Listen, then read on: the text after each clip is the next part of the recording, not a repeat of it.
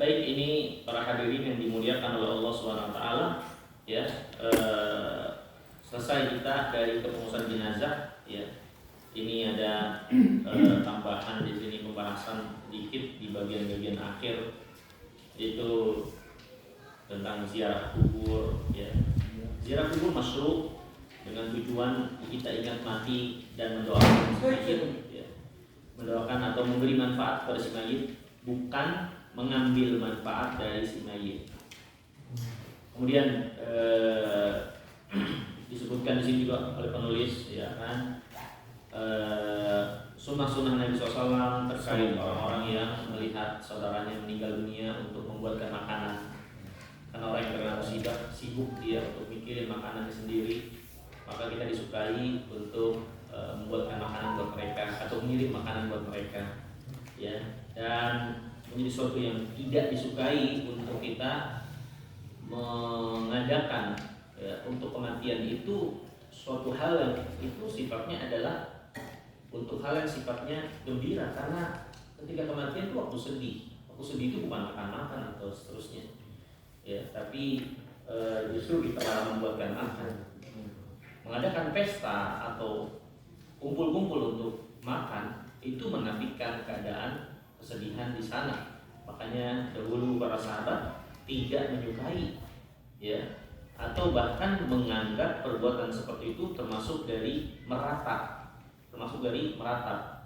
yaitu suatu perbuatan yang melampaui batasan syariat dalam memperlakukan si mayit, baik dengan perkataan atau perbuatan. Itu meratap. Dengan perkataan, ya, ini kita teriak-teriak berlebihan. Dengan perbuatan robek-robek baju ketika terkena musibah, ya, hal-hal yang di luar yang diperkenankan oleh syariat dalam mensikapi musibah atau kematian. Di antaranya adalah ini membuat suatu seperti makan-makan, kumpul makan-makan, itu juga menjadi sesuatu yang tidak dibenarkan, ya. Kemudian di sini penjelasan tentang ziarah kubur di sesuatu yang masyru' tadi sudah kita jelaskan. Kemudian takziah pada keluarga yang ditinggal wafat, ya. Takziah adalah kunjungan kita pada keluarga korban atau keluarga mayit untuk menguatkan mereka, menghibur mereka, ya, seperti itu, ya. Seperti yang Nabi SAW katakan ketika takziah, innalillahi ma akhadha wa lahu ma a'ta falyasbir wa kullu syai'in indahu bi ajalin musamma fasbir wahtasib. Artinya ada ucapan-ucapan untuk mengingatkan keluarga mayit agar menerima, sabar terhadap ketetapan Allah Subhanahu wa taala. Itu takziah. Juga sekaligus mendoakan, ya, semoga Allah Subhanahu wa taala menjadikan musibah ini sebagai suatu pahala buat dia. Kemudian boleh menangis asal tidak berlebihan, karena menangis untuk musibah, terutama kematian orang yang dicintai, bagian dari rahmat, bagian dari kasih sayang. Gak ada masalah menangis. Karena Nabi SAW, innal ain, karena mata ini mengeluarkan air mata, hati sedih, tapi lisan tidak mengucapkan kecuali apa yang Allah ridhoi.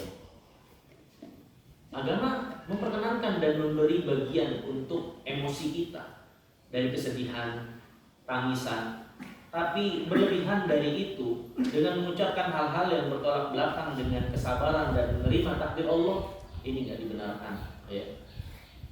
Kemudian dibolehkan bagi keluarga yang terkena musibah kematian untuk berkabung, ya. Berkabung di sini misalnya dia meninggalkan perniagaan, tidak keluar rumah, ya. Dan itu adalah selama 3 hari, kecuali masa kabung iddah untuk seorang istri yang ditinggal oleh suaminya 4 bulan 10 hari, untuk dia tidak berdandan, tidak dilamar, dan tidak menampakkan diri untuk dilamar, ya. Ini kewajiban bagi seorang istri yang mengalami kematian suaminya, masa kabungnya 4 bulan 10 hari. Tapi kalau bukan suami maka tidak boleh lebih dari 3 hari. Maka setelah itu sudah jalani terus kehidupan. Agama ini mengajarkan bagi kita sekalian untuk terus menatap masa depan dan tidak menggelayuti kehidupan serta menyelimutinya dengan kesedihan. Kesedihan semaksimal mungkin ditinggalkan, ya, dihindari. Bukan untuk terus kita angkat, disirami lagi, dibasahi lagi. Bukan itu yang diajarkan agama kita. Justru syaitan lah yang ingin kita terus sedih. Innaman najwa minasyaitan liyahzunal ladzina amanu. Bisik-bisik itu dari syaitan untuk bikin sedih orang beriman. Ya, jadi apalagi kita beriman kepada Allah, takdir Allah Subhanahu wa taala. Hidup itu harus terus berlanjut. Ya, kita tidak diperkenankan untuk tenggelam dalam kesedihan, apalagi sampai membuat depresi, stres dan lain-lain. Sudah, istri meninggal, apalagi laki-laki, ya 3 hari kalau mau nggak kerja, cuti dan seterusnya, habis itu kawin lagi, atau malam kawin lagi juga apa-apa, nggak ada masalah. Ya. Masa indahnya sih seorang wanita, kalau nenek-nenek itu nggak ada. Yang meninggal suaminya suaminya, kalau suaminya mau nenek-nenek kayak mau suaminya. Emang nenek-nenek masih nonton Pak? Agama ini datang dari Allah yang pastinya tahu apa yang jadi perasaan si wanita itu. Ya. Dan ini kata para ulama bukan hanya untuk perasaan si wanita yang lebih lebih sensitif, tapi untuk kehormatan suaminya juga, dia tidak menikah kecuali sampai waktu itu. Laki cepat ya? Apa? Laki nggak ada masa iddah untuk dia langsung nikah lagi kan? Artinya istrinya meninggal siang, sorenya dia langsung kawin lagi nggak ada masalah. Nggak ada masalah. Nggak ada. Daripada tidur sendirian. Karena terlambat dengerin. Wah, kenapa kok untuk wanita diperlakukan seperti itu? Agama pasti tahu, Allah yang turunkan ini, tahu tentang bagaimana perasaan mereka, kebutuhan mereka, sensitivitas mereka, emosional mereka. Beda sama laki-laki. Laki-laki itu harus terus dia melangkah, menjalani hidup dan melanjutkannya. Karena ada orang-orang yang menjadi tanggung jawab dia. Kalau dia diposisikan seperti perempuan, gimana dia bisa bertanggung jawab pada orang-orang yang harus dia nafkahi? Ya. Diharamkan nadab atau niyaha. Ya, ini nadab itu kata-kata ya yang berlebihan yang menunjukkan dia gak terima. Ya. Akan musibah yang menimpa dia, atau niyaha atau meratap. Bahkan sebagian orang membayar, ada khusus orang bayaran untuk nangis. Ya. Diharapkan pula robek-robek baju, memukul pipi, mengacak-acak rambut dan sebagainya dari perbuatan-perbuatan yang menunjukkan penyesalan dan gak terima akan ketetapan Allah. Ya, apa pipi, robek baju, ya, ini terjadi. Atau botakin rambut, atau mengkhususkan baju hitam sebagai tanda berkabung. Nah, itu gak diajarkan oleh agama kita. Wa sallallahu nabiyina Muhammadin wa ala alihi wasallam. Selesai. Ya, kita ada yang mau ditanyakan lagi? Silakan. Ya. Untuk bentuk kuburannya itu sendiri yang salah dan yang benar itu seperti apa Ustaz? Nabi SAW memperkenankan kubur itu untuk ditinggikan 1 jengkal dari tanah kubur hasil galian. Ya. Dan memberi tanda dengan sebongkah batu di atas kepala yang menunjukkan itu kubur.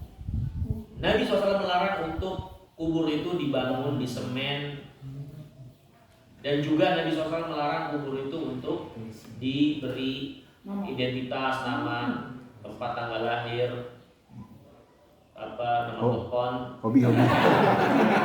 Hobi.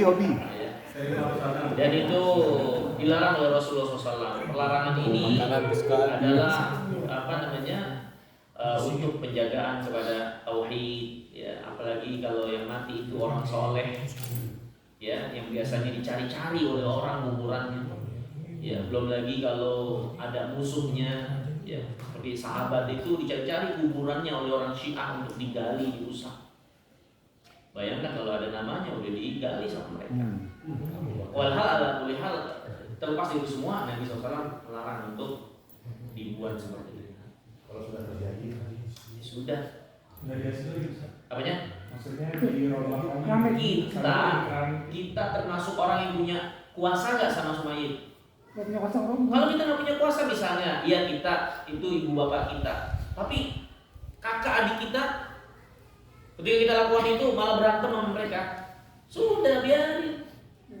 Daripada kita berantem sama mereka, kecuali kita sebagai kakak yang dituakan, nih saya mau hancurin ini karena nggak ada ajaran dari Nabi, ya udah orang terima, adik-adik terima, kita kakak di situ punya kuasa, Lain hal dalam menegakkan amar ma'ruf nahi munkar, itu semua terkait dengan kemampuan dan terkait dengan efeknya. Kalau efeknya positif, mendatangkan kebaikan, kerjain. Kalau efeknya malah justru mendatangkan keburukan yang lebih buruk, nggak boleh dikerjain. Jangan mentang-mentang, oh ini sunnah Nabi SAW. Ini mayatnya siapa? Mayat tetangga. Hancur-hancurin, terus kita ribut. Buat apa coba? Nggak begitu kan pengawalan agama ini? Nggak begitu pengawalan agama ini. Al-amru bil ma'ruf wa nahy anil munkar muta'alliq bi-istita'ah.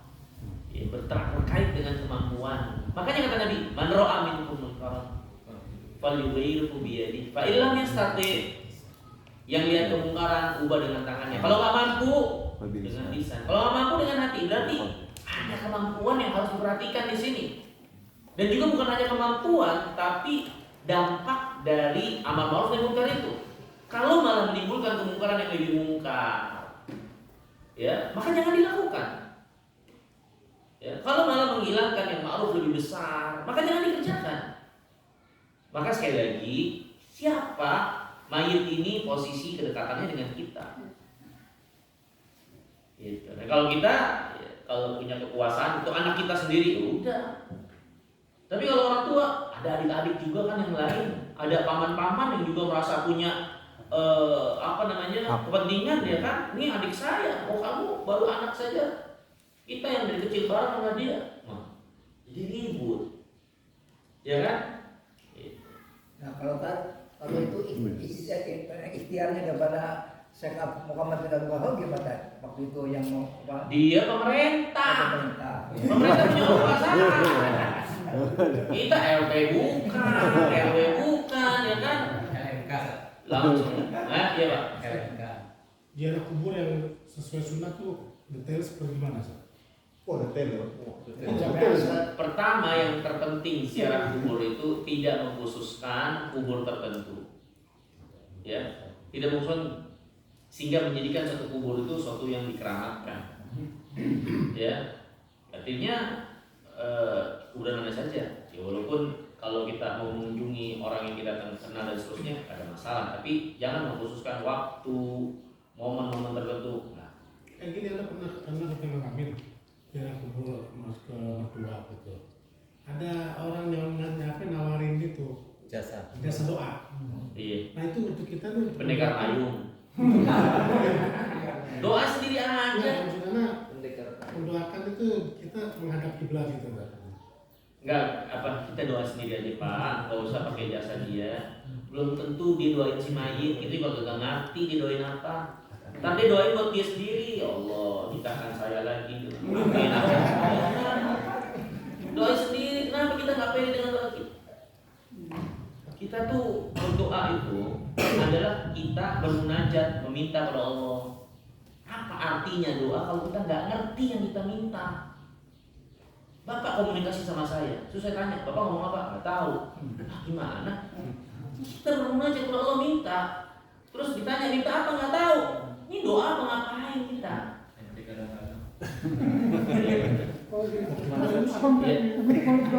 Kita berdiri apa? Apanya? Enggak. Kita doa kita kan nih. Jadi ziarah kubur pertama tidak mengkhususkan waktu tertentu lah. Jangan mengkhususkan waktu tertentu. Minggu,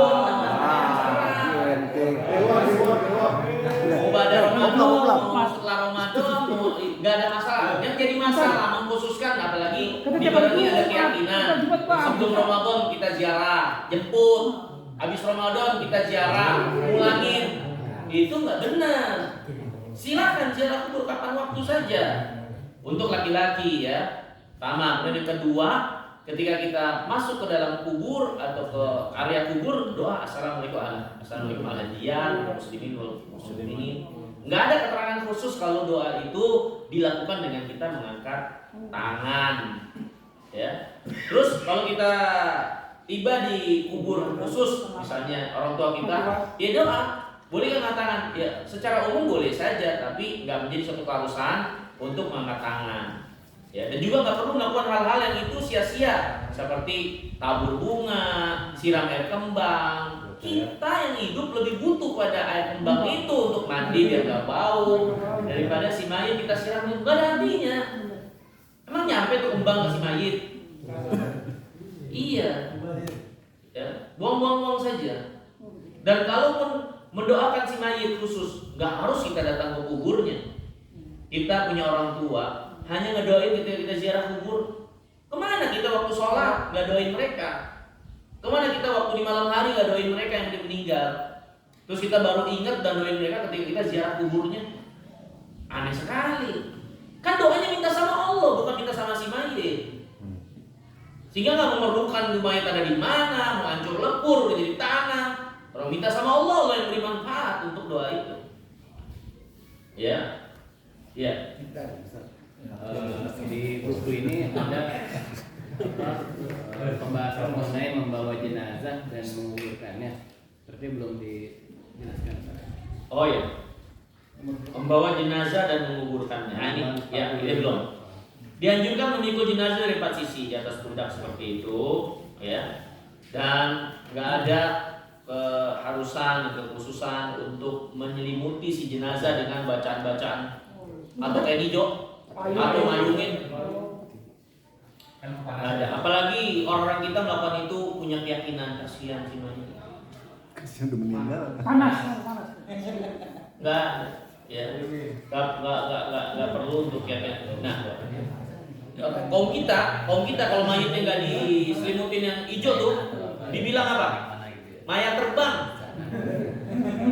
Padahal ya, justru yang dicontohkan oleh Nabi SAW, mayit itu diusung, dibuka dengan kain kafannya, biar jadi pelajaran tuh orang-orang yang melihat, yang kanan kirinya melihat, ini pelajaran. Kan kapan dibuka usung, Ustaz? Kan kapan? Kan kapan? Mukanya apa kan kapan? Bukan gampang. Randang. Kagak ditutup. Kagak ditutup pakai apa-apa. Jadi kelihatan aja kain kafannya begitu diusung. Jadi pelajaran untuk yang hidup. Oh, sampai sekarang pun di Madinah itu Ustaz dari Madinah ya? Enggak ditutup pakai itu. Randang. Tutupnya. Musola Malian misalnya itu, musola Tapi tetap walaupun nggak ditutup. tulisannya musola Malian itu. Saya lihat itu. Dia diikat biar nggak jatuh, tapi dia dalam keadaan terlihat tuh kain kafannya. Untuk belajar bagi orang yang hidup. Tapi kan umumnya orang kita itu ditutup pakai kain hijau. Ya pasti jadi omongan. Terus belum lagi makanya saya bilang tadi saya pernah ngerjain itu atau teman-teman ngerjain itu di daerah Tangerang.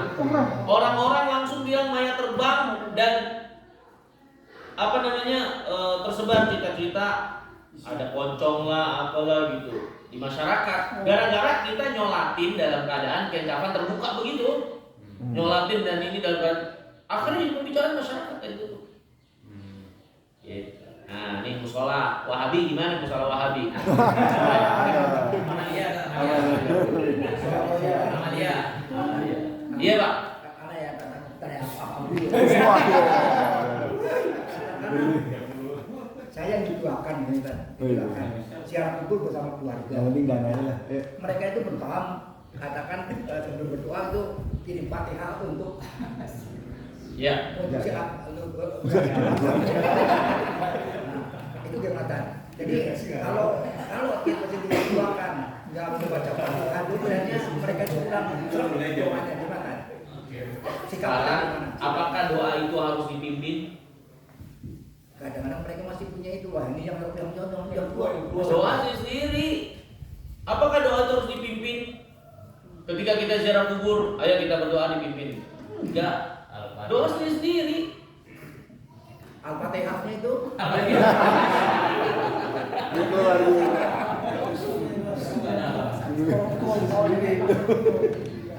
Jadi gini Pak, memang masyarakat kita itu, ya, masyarakat kita itu beragama itu ngandelin orang, ngandelin ustadz, enggak punya tanggung jawab kalau amal itu dikerjain sendiri.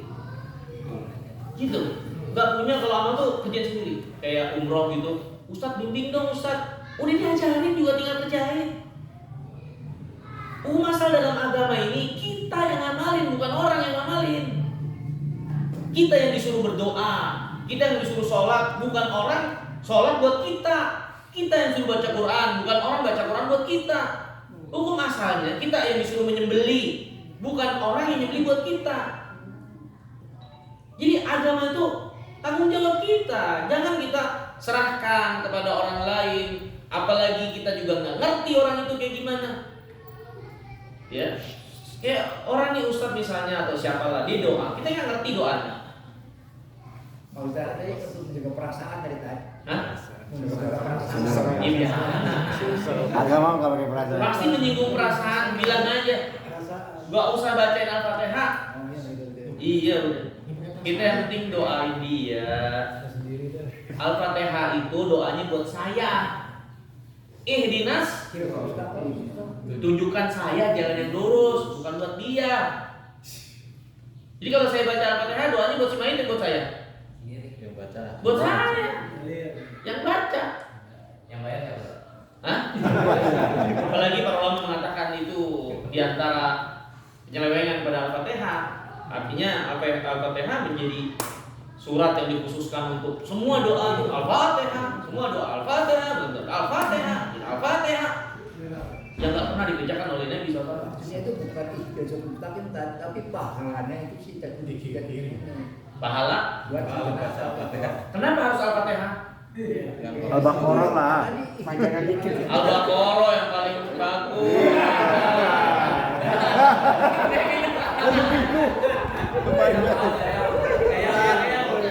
Berat tuh Al-Baqarah.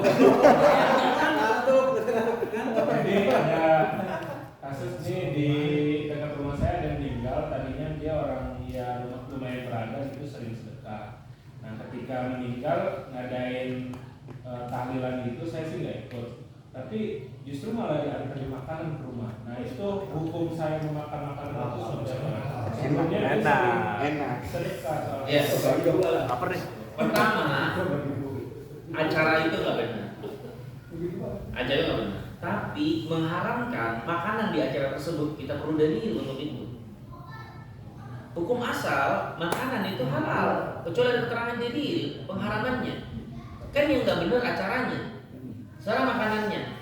Kalau makanan itu adalah hewan sembelihan yang diperuntukkan buat mayit, ini jelas kesyirikan. Kita nggak boleh makan sembelihan yang disembelih untuk selain Allah. Tapi kalau itu sembelihan yang memang buat sedekah, dia berbagi dan seterusnya, berarti kan dia itu makanan biasa. Dari mana kita mengharamkan itu? Hukum asal makanan itu halal. Kalau ada orang yang mengharamkan, dia harus mendatangkan dalil. Kan tadi kita itu dari acara ini, acaranya iya, masalahnya makanannya. Misal contoh, ada nih acara kawinan, ya kan? Ada acara kawinan, terus dia organ tunggal, undang artis-artis joget-joget itu. Kita dikirimin tuh ada makanan tuh lebih ke kita. Gimana itu makanan? Halal haram? Nah, maksudnya bagi yang mengatakan haram, maka dia harus mendatangkan diri. Untuk acaranya, iya benar acaranya nggak ada contoh dari Nabi SAW. Tapi masalahnya makanannya itu. Kalau ditinjau dari sisi buat pelajaran, ya, maksudnya biar orang jadi pelajaran bahwasanya acara itu kita nggak ambil makanannya agar dia tahu itu acara nggak benar. Tapi kan itu bukan berarti makanan itu haram ya kan? Misalnya saya tokoh misalnya. Jadi dikasih enggak, saya nggak mau. Bukan berarti mengharamkan. Kan nggak mau bukan berarti mengharamkan kan? Bisa jadi saya nggak mau karena biar pelajaran orang itu, lo nggak harus ngadain kayak gini. Iya. Kan gitu. Kalau saya posisinya sebagai tokoh. Sekarang saya posisinya sebagai orang biasa. Saya tolak atau saya terima nggak ngaruh apa-apa. Artinya kalau kita mau makan, ya makan aja. Kalau kita nggak mau makan karena ini kasih orang, mengharamkan itu perlu dalil. Itu bukan perkara yang ringan.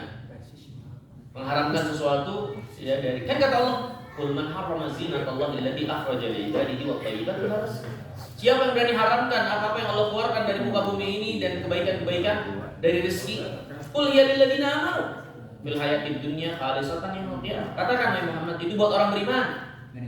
Dan secara khusus nanti di hari kiamat. Ya. Baik.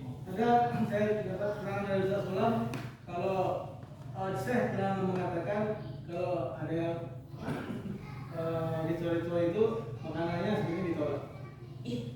Ditolak dalam rangka pengharaman. Subhat, makanan subhat. Ya, syubhatnya dari mana? Ada dari ritual-ritual acara itu. Iya, saya paham. Itu acara kan nggak benar. Iya. Tapi menjadikan makanan itu haram perlu dari Subhat. syubhatnya apa? Iya, Kan acaranya itu. syubhat kan acaranya. Makanannya syubhatnya di mana? Kalau makanannya syubhat itu makanannya ada sembelihan untuk selain Allah atau keluarga itu memang biasa pelaku kesyirikan yang suka menyembelih untuk selain Allah, itu syubhat jelas. Subhan makanan. Ya kan? Kan syubhat itu sesuatu yang sama. Sekarang itu datang dengan sesuatu yang asalnya jelas. Untuk kita katakan samar, kita perlu datangkan keterangan penyamarannya. Acaranya kita nggak menafikan acara itu nggak benar. Misal, Awalnya kan kita terima, kita kasih orang. Ah. Kemudian setelah sekian tahun kemudian dakwah lagi di Jawa tuh, kata saya tolak. iya, tolak itu apakah berarti mengharamkan atau enggak? Bisa kan jadi saya bilang tadi kita tolak dalam rangka memberi ajaran. Benar. Tapi keadaan orang kan beda-beda, Pak. Bapak di situ sebagai apa? Bapak nolak itu nggak pengaruh juga buat masyarakat, ya kan? Gitu. Jadi apa namanya malah menimbulkan kesalahpahaman lebih berat lagi. Bapak jadi nggak bisa masuk ke mereka, ya kan? Acaranya jelas kita nggak ngikutin, cuman masalah makanan ini. Walhal kalau nggak mau makan ya silakan.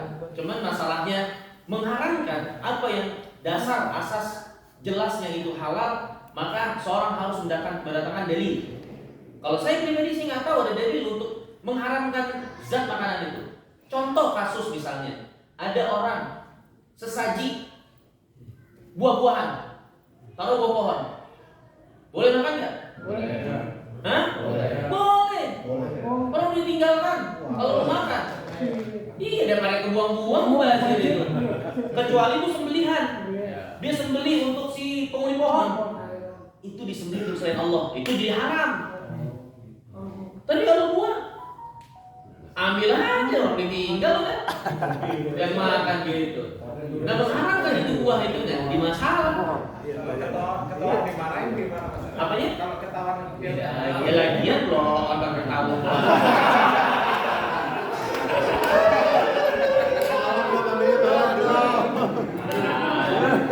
pakai jurus dong. Benar-benar. Pengalaman ya. Oke ketahuan. Nah, kemudian lanjut. Pengiring jenazah boleh di depan, belakang, samping kanan, samping kiri. Jadi semua ada keterangannya dari Nabi SAW. Mengiring jenazah. Nah, disukai itu mengiringi jenazah, makanya untuk dikuburkan di tempat terdekat agar diusung, tidak menggunakan kendaraan. Karena dengan mengusung itu terdapat pelajaran di sana untuk orang yang hidup, orang yang melihat sekitarnya. Kita hidup pada masyarakat, lihat ya. Coba kita pulang itu, coba ceritain tentang kematian. Orang tuh kayak mati tuh kayaknya apa gitu. Aduh, amit-amit, jangan sampai saya. Wah. Iya. Padahal itu sesuatu yang kita semua itu menuju kematian, bukan untuk dilupakan, bukan. Justru momen-momen itu pelajaran untuk masyarakat. Iya. Kita jelasin kematian, lo jangan kayak gitu, lo kan bakal mati. Lo duluan lah mati. Wah gitu, langsung marah-marah. Pokoknya dengar kematian itu kayak sesuatu yang apa gitu. Kita kan jelasin kematian, ngingetin kematian bukan berarti nyumpahin mati kan? Ya makanya disukai itu yang terdekat biar kita ngusung. Ya, gak usah naik mobil. Bahkan kalau kita lihat dari penjelasan para ulama seperti Syekh Al-Albani rahimahullah, beliau termasuk yang mengingkari itu mengusung naik kereta, naik mobil seperti itu. Iya. Coba baca kitab Janaisnya Syekh Al-Albani. Itu termasuk bid'ah yang diambil dari orang kafirin. Sampai keras kayak gitu. Apalagi sampai sirine-sirine yang membisingkan seperti itu. Apa artinya coba? Malah membuat mengganggu yang lain. Apalagi kalau yang mati orang Kemayoran. Oh, ya kan? Orang kelahiran piknik cuma 2 kali. Waktu ada pindahan, sama ada kematian. Baru udah jalan-jalan. Iya, pada ikut semua naik Metro Mini, yang naik motor, yang ugal-ugalan, ganggu orang, masuk jalur busway. Apa seperti itu yang diajarin? Ya, yang ada malah anterin satu, pulang 2 meninggal. Iya. Ya. Maka ini diantara perkara yang harus diingatkan. Apalagi mungkin kalau bapak-bapak tinggalnya di komplek mungkin nggak kayak gitu. Kalau saya kan tinggalnya di pemukiman padat. Jadi yang kayak gitu-gitu ya saya sama masyarakat saya tahu. Ya, kalau mati itu udah piknik cuma 2 kali udah orang pindahan sama tinggal. Pada rame-rame pada naik Metro Mini, ya kan? Udah pindah antar pulangnya makan. Pulangnya makan tuh, ya kan? Makanya orang yang lapar kayak pulang ngubur gitu. Lu lapar banget kayak pulang ngubur. Kayak habis gali kuburan. Kalau pada saat kita sholat jenazah itu, kalau di keluarga yang kurang ngerti gitu, maksudnya keluarga jenazah itu, kita bilang, safnya bikin 5 baris, bikin berapa baris gitu. Nah itu gimana tuh kita Ustaz? Jadi mereka punya keyakinan. Benar emang 3 baris. 5 3 baris. Jadi kalaupun nggak sampai penuh, tapi dibikin 3. Jadi kalau banyak kan udah nggak ada masalah. Ustaz, Ya. kalau yang pas musuh itu kadang baca tahlil itu gimana? Nggak ada contohnya dari yang bisa. Ya. Tidak disukai. Makruh karena nggak ada kepentingan perempuan. Apalagi itu keluarga dekatnya yang dikhawatirkan dia nggak bisa nahan emosi, ya kan, ya pingsan dan lain, nggak disukai dia untuk itu. Karena nggak ada kepentingan. Kalau ngantar ke kuburan? Iya. Iya, apalagi ngantar ke kuburan. Ada kepentingannya apa perempuan? Ya kan? Di sini ada penjelasannya. Kalau anak-anak, anak-anak Nggak apa-apa untuk mengingatkan kematian, ya kan? Ini masalah perempuan karena melihat dari emosional dia. Makanya ada hadis Nabi SAW, la'anallah zuwaratil kubur. Allah melaknat perempuan yang sering ziarah kubur. Perempuan boleh ziarah kubur, tapi sering-sering ziarah kubur bukan menjadi sesuatu yang disukai. Ya. Salah seorang sahabiah berkata, kami ya dilarang untuk mengikuti jenazah walaupun tidak terlalu keras larangannya. Tapi ini menjadi suatu kan perhatian. Kenapa sampai tidak dibukakan pintu luas untuk itu? Ya karena ini keadaan-keadaan yang dikhawatirkan dilakukan oleh perempuan, terutama ketika mayatnya itu adalah orang yang sangat dekat sama dia. Kemudian selanjutnya sini kita lanjutkan dulu. Orang yang memiliki jenazah dimakruhkan untuk duduk sebelum jenazah diletakkan di tanah. Ya. Dimakruhkan mengubur jenazah pada 3 waktu. Nabi SAW melarang menguburkan jenazah pada waktu tersebut. Matahari terbit, matahari tepat di atas kepala, sama matahari terbenam. Dan itu cuma beberapa saat, nggak lama. Pas ketika mau terbenam, pas ketika terbit, sama di atas kepala. Itu nggak lama. Ya. Kemudian dibolehkan menguburkan jenazah pada malam hari atau siang hari. Mana yang mudah ya dan kepentingannya. Disunahkan menutupi yang kubur jenazah wanita ketika dimasukkan ke dalamnya agar lebih menutupi kehormatannya. Jadi kalau perempuan apalagi kita suka taruh atasnya kain lagi seperti itu. Ini aja sih teknis saja. Disunahkan masukkan jenazah ke dalam arah posisi kaki jenazah dalam kuburan. Nah, seperti tadi kita lihat. Ya. Jika itu memungkinkan, jika tidak memungkinkan, maka dimasukkan dari arah kiblat. Ya. Lahat itu coak di arah kiblat, itu lebih utama. Kalau nggak bisa, maka dengan syak. Syak itu kalau tanahnya gempur kayak padang pasir. Itu nggak bisa tuh dibikin lahat begini, pasti ambrol kan, ya. Maka dia dibikin tanahnya dia dicoak. Gitu.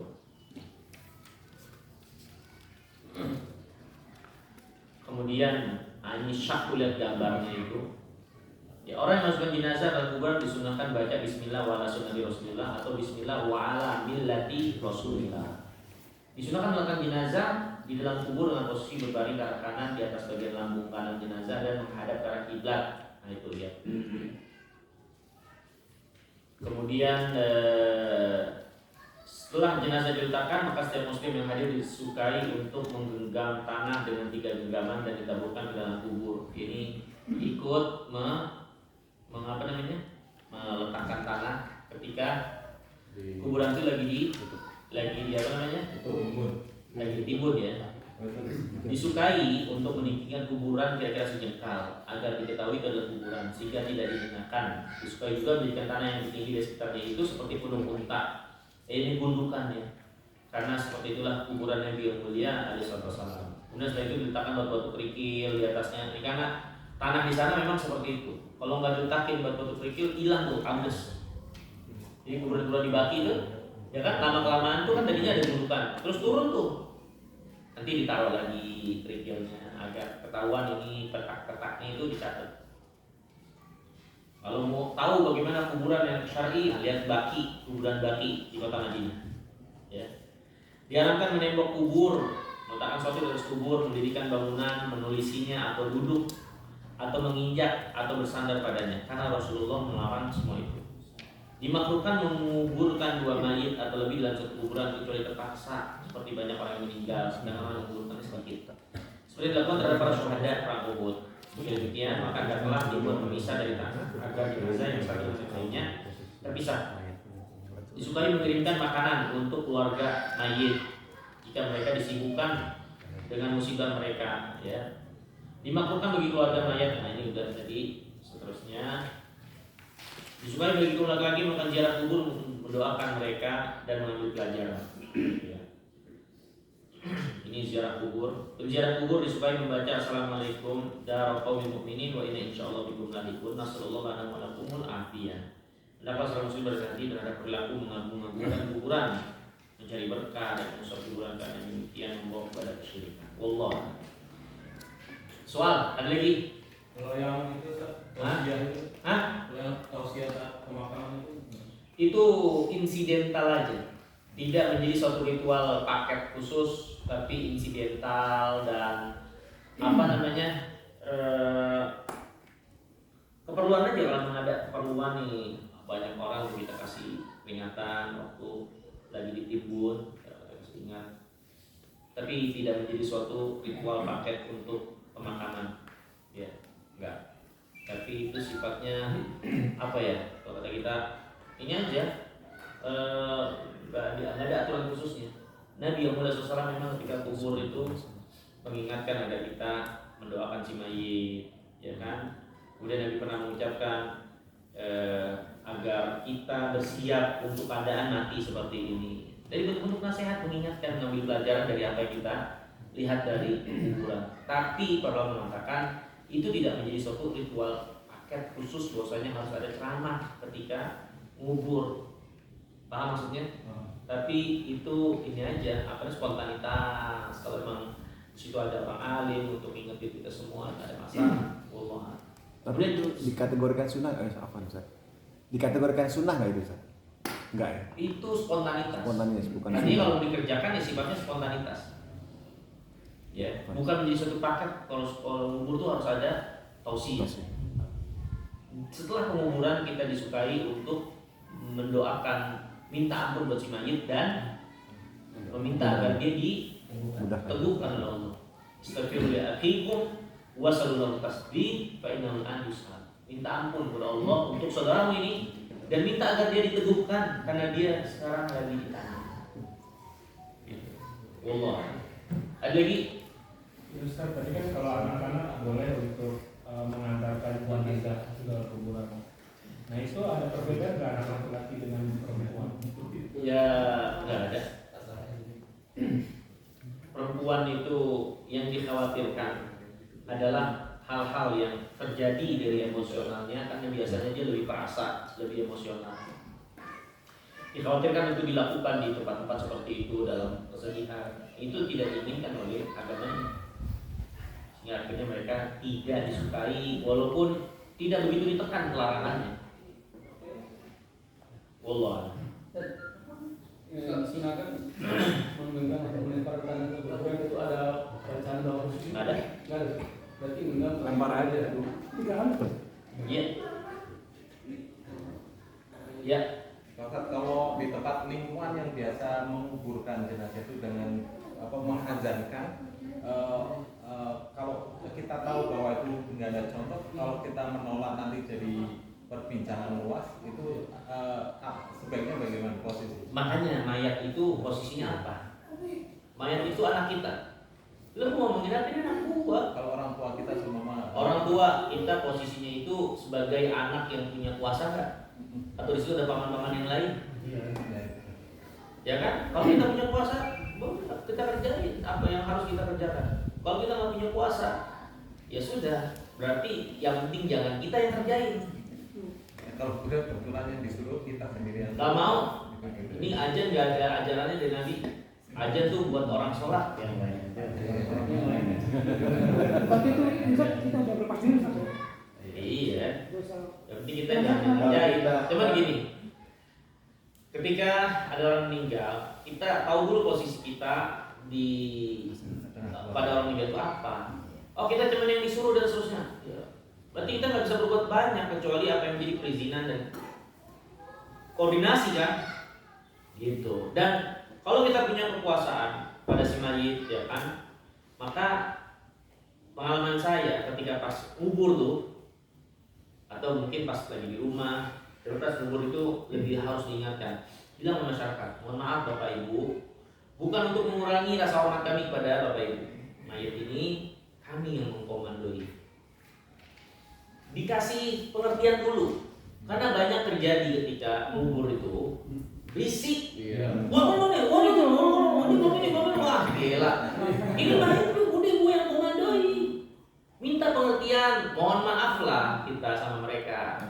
Ya kan, biar gak nyinggung mereka. Bosan ini kami pihak keluarga yang akan mengomandoi untuk tidak mengurangi rasa hormat kami pada Bapak, tinggal melihat saja agar kita melaksanakan dengan khidmat. Begitu. Terkadang kalau itu nggak kita kasih pendahuluan, nanti ribet dong. Saya pernah, ya, dan itu juga harus dikoordinasikan dengan keluarga ya.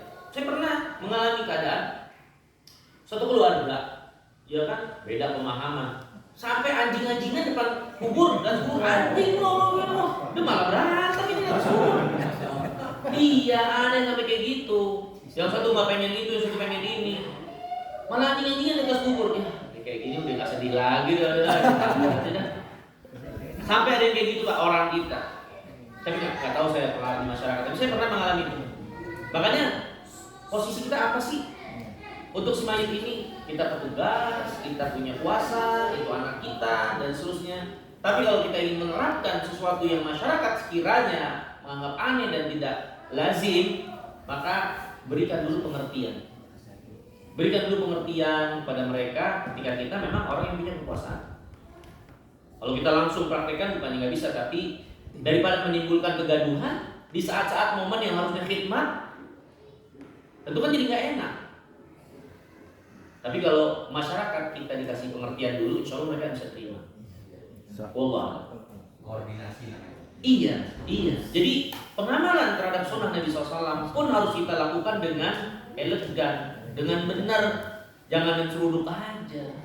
Akhirnya orang salah paham. Ya. Wallah. Ustaz, kalau gitu kita kan masjid-masjid sunnah ini terus terang kan jarang-jarang.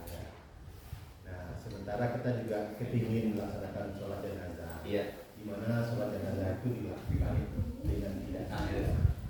Apakah kita tetap mengikuti ritual seperti itu? Apa kita tetap mengikuti sholat jenazah itu sampai ke makamnya dengan ritual-ritual yang disebutkan tadi? Ya. Atau kita berlepas diri? Jadi kita ikuti dan amalan yang gak ada contohnya Nabi SAW kita gak ikuti. Waktunya nyolatin gitu. Ya. Nyolatin kan sunnah Nabi. Waktu mereka doa ya sudah kita bahasa itu kan. Kita bisa keluar. Kalau misalnya nggak menimbulkan apa-apa keluar aja gitu. Toh mayat itu juga kita nggak punya pilihan. Ketika di kuburan kita tetap nganter, nanti kalau pihak keluarga melakukan apa-apa ya itu bukan kita, dan kita kan nggak mungkin untuk mengingkari saat itu juga kan. Tapi mengantar jenazah menjadi sunnah Nabi SAW, kan seperti itu, ya kan? Jadi jangan tinggalkan apa yang menjadi sunnah Nabi SAW untuk kita lakukan bersama masyarakat. Hal-hal yang melanggar-melanggarnya kita jangan ikuti. Kita nggak ikuti. Tapi kita jauhan boleh ya, dulu tahu kita jauhan. Iya, ya kita kan nggak semua orang juga ada di situ kan berdoa. Ada orang yang ada kepentingan dia mau ke kamar mandi atau gitu. Temen jangan sampai membuat kegaduhan. Artinya kita menyikir pelan-pelan ya kan. Gitu. Tapi yang sunnah Nabi SAW jangan ditinggal. Sholat jenazah, mengiringi jenazah ya kan. Dengan sunnah Nabi SAW. Nanti pada waktu mereka akhirnya ngajanin atau gitu ya sudah, biarin, kita nggak punya kekuasaan untuk merubah kan. Nggak jadi nggak bisa. Hah? Jadi gaduh. Iya, makanya kita biarin aja. Karena kita nggak punya kekuasaan untuk mengingkari kan. Ya udah kita diem. Kecuali itu di bawah penguasaan kita. Mungkin yang maksud Bapak ini dia di dalam misalnya Di dalam lubang lahat mau azanin misalnya. Jadi termasuk dari mulai lah. Maksudnya tadi kan dari mulai sholat pada saat berdoa kita posisinya pas tengah nih. Kita nggak ikut berdoa jadi kan jadi ragu nanti. Kalau kita harus seperti bilang tadi. Itu kondisional aja. Ya. Tapi insya Allah pahalanya terberapa? Iya, yang sunnah jangan ditinggalin. Kayak misal kita sholat berjamaah di masjid, itu masjid misalnya melakukan hal yang tidak ada contohnya Nabi. Sholat berjamaahnya sunnah bukan? Sunnah, kerjain. Yang salah-salahnya kita nggak kerjain. Tapi jangan gara-gara sesuatu yang mereka keliru terus kita nggak sholat berjamaah. Salah kita. Karena inilah kehidupan pada akhirnya yang dikabarkan oleh Nabi SAW, agama yang semakin tergerus dan asing di tengah-tengah masyarakat. Apakah kita akhirnya nggak ngamalin agama ini karena kekurangan-kekurangan itu jangan. Ya mungkin ini dulu ya sambil bersiap untuk sholat. Kurang lebihnya saya mohon maaf ya. Semoga yang sedikit ini bermanfaat. Semoga sekali lagi gampang kan? Jadi intinya dibuat sederhana aja. Mandi, mengalirkan air ke seluruh anggota tubuh. Kalau kita bisa mandi janabah, maka intinya bisa sama seperti itu. Hanya saja kita memandikan, bukan buat kita sendiri, tapi mandiin orang mandi janabah. Mengkafani, menutupi badan seluruh anggota tubuh. Ya, sudah. Itu gampang dan gak ada ritual tertentu dari mantra, dzikir atau gak ada. Ya. Dan bagaimana kita mempraktekannya kepada si mayit? Lihat kondisi keadaan kita ya terhadap si mayit itu. Kalau kita punya kekuasaan dan seterusnya, nah itu kita terapkan ya, dan tidak menimbulkan mudarat yang besar di tengah-tengah masyarakat. Kembali kepada kita, mudaratnya kita kerjakan. Tapi kalau kita jauh juga keadaannya dari si mayit, bukan kekuasaan kita, itu juga bukan wilayah kita, maka sudah ikuti apa yang ada sunnah Nabi SAW. Yang nggak ada kita nggak usah ikuti seperti itu. Wallahu a'lam. Kalau diundang tahlilan, ini gimana? Karena tinggal di lingkungan yang awam. Ya, jangan ikut. Bilang aja terima kasih gitu. Iya, nggak apa-apa. Yang diundang sholat aja banyak yang nggak datang. Kalau misalnya nih ada yang mau menguburkan jenazah, dia dari masjid ke arah ke kuburannya itu kira-kira misalnya jaraknya 1 kilo. Nah itu kan sebetulnya masih bisa ditempuh dengan jalan kaki dengan menggendong jenazah. Tapi dia malah menggunakan mobil jenazah. Itu baru diturunin pada saat kuburan dimasukin ke dalam. Itu mana yang lebih utama, Ustaz? Tetap yang lebih utama diusuk. Kalau ada yang cuman kan ini masalah apa kontemporer ya. Mungkin sebagai ulama juga tidak masalah karena memang keadaan tidak memungkinkan. Jadi kalau kita diundang tahlilan ya jangan datang. Tapi ketika dia sakit butuh bantuan, buatin makanan buat dia, jangan lewatin. Jadi kadang kita sudah tidak ikut serta bersama dengan kebersamaan mereka, tapi yang ada sunnahnya di Nabi SAW nggak dikerjain juga, sehingga akhirnya membuat orang semakin salah paham dengan keberagaman kita. Kita tahlilan kagak ikut, maulid kan kagak ikut, giliran tetangga sakit kita juga nggak datang, kita juga nggak ikut bantu mereka. Giliran kerja bakti nggak nongol muka juga, nggak lapor RT baru datang di sana. Orang semakin salah paham. Ini siapa? Ya, jadi Kamu siapa? hal-hal yang memang itu keliru dan salah dari masyarakat jangan ikut. Tapi yang benar dan itu ada contohnya apalagi di Nabi SAW, kita tunjukkan, kita yang duluan bahkan, agar orang nggak salah paham. Wallahu a'lam. Mungkin ini, terima kasih banyak. Kurang lebihnya saya mohon maaf. Ya, semoga yang sedikit ini bermanfaat. Subhanallah wa bihamdika, asyhadu an la ilaha illa anta, astaghfiruka wa atubu ilaik. Assalamualaikum warahmatullahi wabarakatuh.